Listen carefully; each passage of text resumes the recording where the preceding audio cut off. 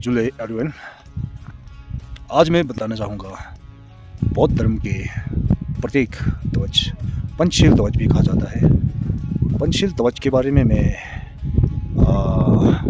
Buddhist होने के नाते पंचशील जो हमारे बुद्धिस्ट झंडा भी कहते हैं, ध्वज भी कहते हैं, ध्वज कह सकते हैं हम। पंचशील ध्वज के बारे में मैं बताना चाहूँगा।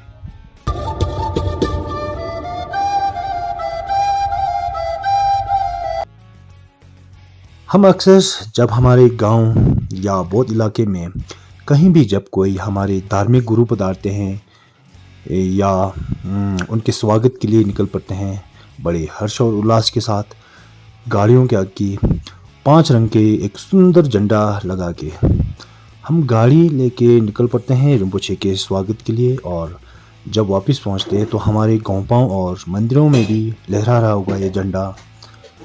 अफसोस हम में से बहुत कम लोगों ने इसके बारे में जानने की कोशिश की होगी। ये ध्वज बौद्धों के सार्वभौमिक प्रतिनिधित्व तथा बौद्ध धर्म के प्रतीक होने के नाते समस्त बौद्धों को इस बौद्ध ध्वज के बारे में जानना बहुत ही ज़रूरी है। आप लोग हमारे राष्ट्रीय ध्वज के बारे में तो अच्छी तरह से जानते होंगे, और तो और कई दूसरे देशों के झंडे के बारे में और अन्य दूसरे धर्मों की ध्वज को भी देखा होगा। अच्छी बात है अपने ज्ञान को बढ़ावा देना, परंतु अपने धर्म ध्वज के बारे शायद ही जानने की कोशिश की होगी।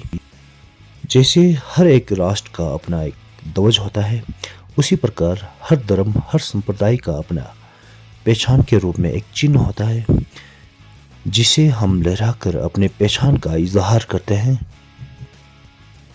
सबसे पहले तो मैं बता दूं कि इस झंडे को पंचशील ध्वज क्यों कहा जाता है। पंचशील ध्वज कहने का तात्पर्य यह है कि ये 5 रंगों से बनी झंडा है, इसलिए इसे पंचशील ध्वज कहा जाता है। सबसे पहले नीला, फिर उसके बाद पीला रंग, लाल रंग, सफ़ेद रंग, नारंगी रंग।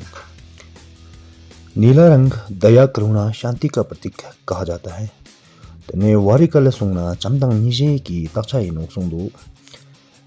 तने निपा पीला रंग मध्यम मार्ग कहा जाता है। तने वारिकल सुंगना यांग तक पी लम्स, तने छुकल सन उमी लम्स सुंदो। उसके बाद लाल रंग यश, सिद्धि, समझदारी, सदाचार। तने वारिकल यांग नंबर संजीवी छे बतला छे चीज तेने चिल्लाव जुपा चिल्लाव थोपना किताचा इनो से सुंदो। सफेद रंग का अर्थ यह है कि दम, शुद्धता, सर्वतर स्वतंत्रता, विमुख निर्मता। तेनु वारी के लिए ना तेंदु तेंबु ने थुपा तंजाव पाला युगंजी तोंगंजी तेने जुर्वा चिकचा मैगंजी तो तिकिताचा इनो से सुंदो। तेने पांचवा नारंगी कलर, जिसे ज्ञान और समझदारी का अभिप्राय माना जाता है। वारी कलर ना तवा तेंजिंग रेवतंग जो पछवा में पास तेन नंबर संजी छुई निंगबो इनो सुंदो।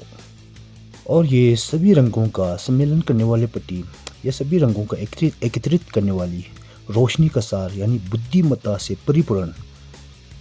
तेने वजर कलर सुना तेने नंबर संजीवी तरचा तरचेंदे चरन फला तोन फला और तोंदी जुसेंदे तेने कलवा चिसी पर तो नंबर संजी तेंबा तरवर शोस नंबर संजी तेंबा ने थुपर शोस और टीवी मोलम दंग तेने तरचा इनो से सुंदो।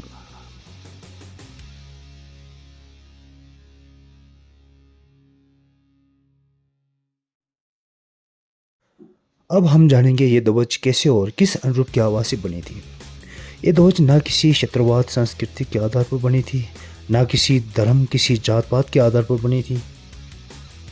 इस ध्वज का उत्थान जब गौतम बुद्ध ज्ञान प्राप्ति के लिए ध्यान अवस्था में लीन थे, उस समय बुद्ध की काय से प्रस्फुटित होने वाली रंगों के आवाज़ के अनुरूप हुए, जो 5 रंगों की ध्वज समावेश किया गया, जो आज के समय में समस्त बौद्धों का अंतर्राष्ट्रीय ध्वज के रूप में माना जाता है।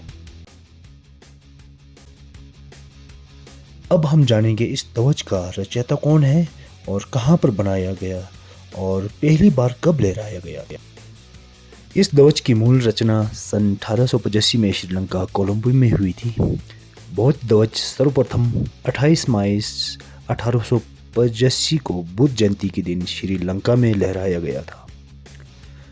ध्वज मूलतः रचना समिति के अध्यक्ष अनगर धम्पाल, जो श्रीलंका के स्थानीय निवासी थे, और हेनरी स्टील ऑर्कुड की मदद से सन 1952 में जो वैश्विक बौद्ध परिषद हुई, इस परिषद ने अंतर्राष्ट्रीय बौद्ध ध्वज के रूप में स्वीकृत किया गया। अब मैं वीडियो को ज़्यादा लंबा ना खींचता हुआ यहीं विराम देता हूँ और अगले वीडियो में फिर से मिलेंगे। तब तक के लिए जूले टास्टली।